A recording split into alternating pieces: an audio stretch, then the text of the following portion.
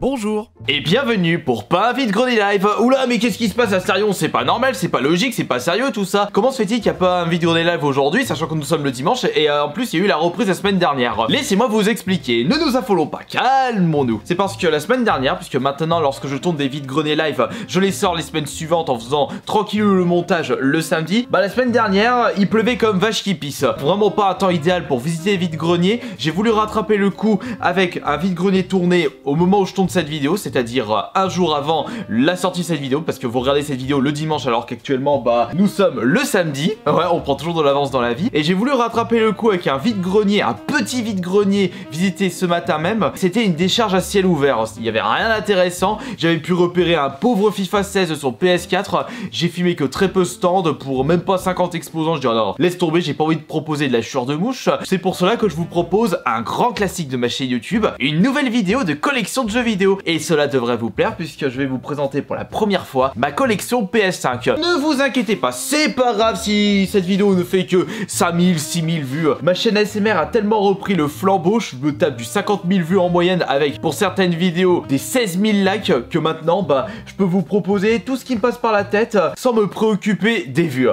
Qui dit nouvelle collection, dit nouveaux objectifs. Le premier objectif sera de récupérer la totalité des consoles collector. Attention, les consoles collector où la PS5 a un coloris différent, où justement il y a un jeu en édition limitée dans le pack de la PS5. Bon, ce ne sera pas tout de suite ces présentations de consoles collector puisqu'actuellement c'est la déchéance pour récupérer une PS5 classique. Vous inquiétez pas, entre temps, je vous proposerai des vidéos de présentation de Switch collector parce que c'est pas ce qui me manque sur la console de Nintendo. Et le deuxième objectif de cette collection PS5, c'est de jouer à l'intégralité de cette collection. Actuellement, j'ai pu récupérer 8 jeux en boîte et ces 8 jeux terminé. Enfin, pas pour le dernier, mais je suis en train de le faire actuellement en live Twitch.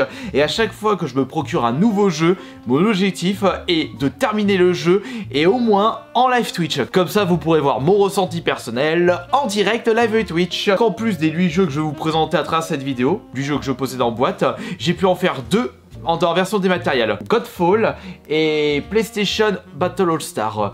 Ouais, pas des excellents jeux et j'ai pas vraiment l'envie de les récupérer en boîte. Et je vais vraiment m'intéresser sur les prochaines sorties de cette console. Il y a 2 jeux en boîte que j'aimerais bien récupérer pour cette collection personnelle, Mortal Shell ainsi que Chivalry 2 qui est sorti très récemment. Évidemment, vous avez le droit à la parole. Vous pouvez me dire dans l'espace des commentaires quels sont les jeux PS5 que vous possédez et également quel est votre jeu PS5 préféré.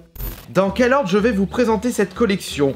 Par ordre alphabétique? Bon, non pas du tout, je vais plutôt faire par ordre chronologique d'acquisition. Le temps de faire un petit tri. Comment j'ai pu jouer à cette daube? Quel a été mon tout premier jeu PS5? Eh bien il s'agit de l'exclusivité qui m'a donné envie d'acheter Day One cette nouvelle console de chez Sony. Évidemment, Demon's Souls, sachant que j'ai pu découvrir très récemment le genre Souls-like avec Dark Souls 2, j'ai pu faire Dark Souls 3, j'ai même pas fini Bloodborne parce qu'à chaque fois que je le commence, je passe sur un autre jeu.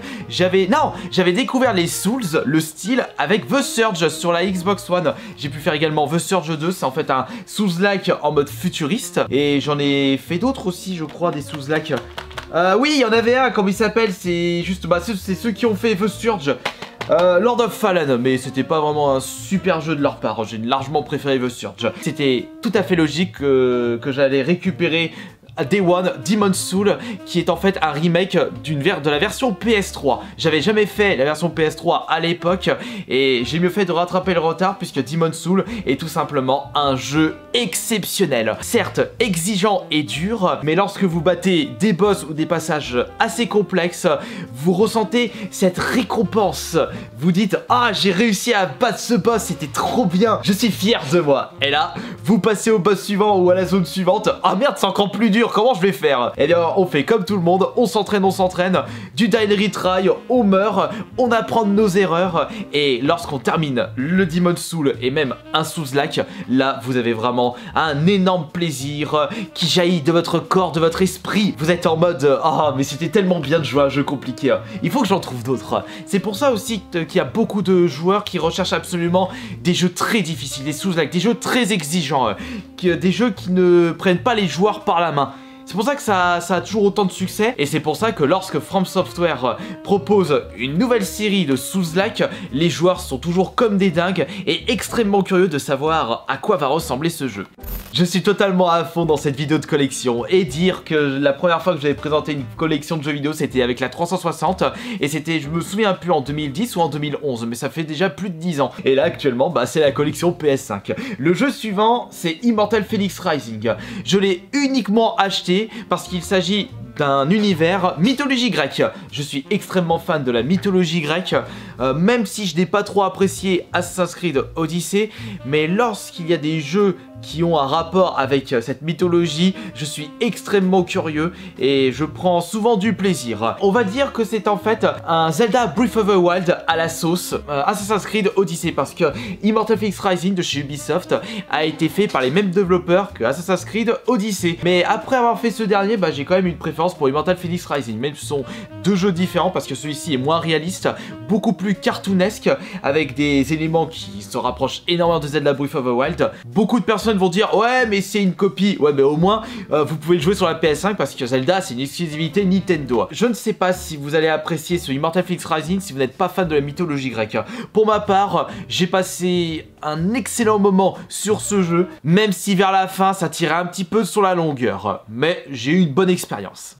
Troisième jeu de ma collection, Spider-Man Miles Morales. Alors attention, je préfère préciser que j'avais pu tester auparavant le Spider-Man sur la PS4, mais je l'avais abandonné au début parce que je ne l'ai pas trop apprécié, et pourtant j'ai quand même terminé ce Miles Morales. Bah, on va dire qu'avec 6-7 heures de durée de vie, c'est sûr que j'allais le terminer rapidement celui-ci. Ça reste un jeu sympathique, mais je ne suis pas extrêmement fan de la licence Spider-Man. Oh, c'est un petit jeu, ça se joue bien, c'est assez cool, mais ça s'arrête là. Ça pique un petit peu aux fesses lorsque vous vous rendez compte que votre jeu, vous l'avez payé 70-80 €. Mais ce qui est sûr, c'est que les jeux PS5, ça coûte un bras. C'était une nouvelle découverte personnelle pour le prochain jeu PS5, Devil May Cry 5 Special Edition, parce que je n'avais jamais fait de DMC de ma vie, alors que c'est une série qui était sortie sur la PS2, le 1, le 2, le 3. J'ai débuté la série avec celui-ci, je ne pense pas que cela a été une bonne idée, d'après plusieurs commentaires de votre part, parce que c'est vrai qu'au final, il y a peut-être une bonne bande son, mais elle est oubliable. Je me souviens même plus du boss de fin. C'est vrai que c'est très punchy, c'est assez joli à voir, mais franchement, j'ai pas été charmé par celui-ci. Ça reste sympa, mais la pilule a du mal à passer pour 40 €, sachant que c'est un jeu qui est sorti depuis un petit moment sur la PS4. Mais ça reste moins pire que le jeu suivant, que je considère comme le pire jeu de la PS5. Werewolf Apocalypse Earthblood, t'as l'impression de jouer à un jeu PS3. La honte de sortir ça sur la PS5. En plus, l'histoire, elle est franchement bateau, c'est de la caricature. Allons sauver la planète, tabassons les ennemis qui polluent notre planète Terre. Bon, je sais, il faut penser à notre environnement, à notre planète, mais vu comment je vous l'ai dit, ça fait un petit peu cuculapraline. Ce n'était pas du tout sérieux, ce Werewolf. Certes, vous pouvez vous transformer en un gros loup-garou bien badass qui déchiquette tous les ennemis, mais on va dire c'est vraiment, c'est très linéaire. Vous avez une petite phase d'infiltration, vous faites repérer, vous transformez en loup-garou et vous tuez tout ce qui bouge. C'est vraiment un jeu très bancal. Il est ni bon ni mauvais, mais ne déboursez pas 40 € pour vous le procurer. Ça, 5 balles pourquoi pas, mais déjà 10 € c'est trop cher par rapport à la qualité proposée par ce jeu. Faudrait que je me renseigne un petit peu plus avant d'acheter des nouveaux jeux PS5 en boîte. Néanmoins, il ne faut pas tout le temps être pessimiste parce que le jeu que je vais vous présenter est le meilleur jeu de la PS5. De base, c'était le Demon's Souls, mon préféré, et il a été dépassé par un roguelite.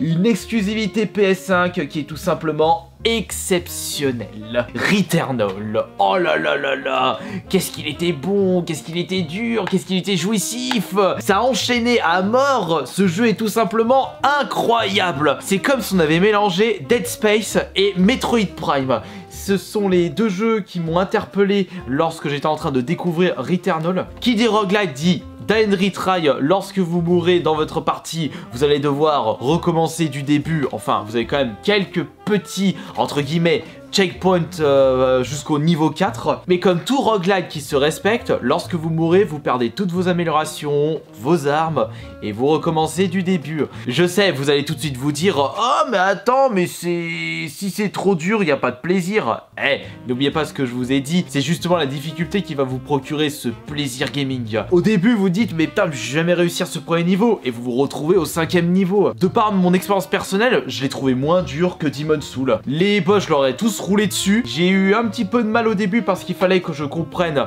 les patterns des ennemis, tous les secrets des armes, quelles sont les armes les plus efficaces, les reliques les plus efficaces, qu'est-ce que je dois faire en priorité, il faut que je fasse des petits tours, que je cumule de la monnaie du jeu pour améliorer vite fait bien fait le personnage. Je l'ai terminé je ne sais pas combien de fois, exceptionnel, incroyable. 7e jeu de ma collection, évidemment, je suis très gros fan de cette série de jeux vidéo depuis que je suis tout petit. J'avais débuté avec le 2 sur la PS1. Et en plus, j'avais pas le droit de jouer à l'époque parce que c'était trop violent. Resident Evil, le 8e, se nommant Le Village, incroyable, j'ai vraiment pris mon pied avec ce nouvel opus. Je dirais que c'est un 7 en mieux. C'est-à-dire que vous contrôlez une nouvelle fois Ethan, le protagoniste du 7. Vous jouez dans un univers FPS. On peut remarquer beaucoup d'éléments de gameplay qui nous font rappeler le 4e Resident Evil. D'ailleurs, j'espère qu'on va pouvoir connaître davantage d'informations pour le remake du 4, parce que ça va être vraiment exceptionnel. Je me suis régalé durant toute l'aventure. Ça, c'est du bon jeu. Ça, c'est du survival horror. On aimerait voir un peu plus souvent ce style de jeu. Et on va passer au dernier jeu de ma collection PS5, jeu que je me suis procuré hier, au moment où je tourne cette vidéo, bon on va dire vendredi de la semaine où j'ai posté cette vidéo, et je suis en train de le faire en live Twitch, lui aussi il est une bombe exceptionnelle. Il s'agit d'un mélange jeu d'aventure plateforme, Ratchet & Clank, Rift Apart. Il n'y a pas un temps mort dans ce jeu, ça enchaîne, vous faites les phases action, les cinématiques, pas un temps de chargement, et là on remarque l'efficacité de l'SSD de la PS5, et c'est pour ça que ce genre de jeu ne peut pas être proposé sur la PS4, chose que j'ai pu remarquer avec Returnal. C'est quand même incroyable de pouvoir jouer à des jeux où il n'y a pas un temps de chargement. Oui, c'est vrai qu'on est très en retard par rapport au PC, mais là on parle du marché de console. Ratchet & Clank, au moment où je tourne cette vidéo, j'ai déjà fait un quart du jeu, je me régale sur celui-ci, très punchy, ça enchaîne, et que dire du chara-design à tomber par terre, c'est hyper mignon. Au final, si je devais faire un choix, puisque je n'ai pas dans l'optique de faire un full set de la PS5, j'ai déjà pas terminé le full set PS Vita, sachant que la PS5 marche tellement bien, on va se retrouver avec une dégueulure complète de jeux en boîte. Quels sont les jeux que je me débarrasserais? Ah bah oui, parce que je garderai déjà la majorité de la collection, mais je pense que je dégagerai Werewolf. Celui-là, je le dégagerai un de ces 4, et les autres, je verrai par la suite. J'espère en tout cas que cette première vidéo de collection PS5 vous aura plu, et on se retrouvera très prochainement pour la suite de ma collection, à voir quels seront les prochains jeux qui vont être ajoutés dans celle-ci, combien j'aurai de jeux en boîte à la fin de cette année pour fêter les 1 an de cette console. Allez, sur ce, merci beaucoup, et on se retrouve plus tard pour la prochaine vidéo. Gros bisous tout le monde, c'était Astarion le Bon.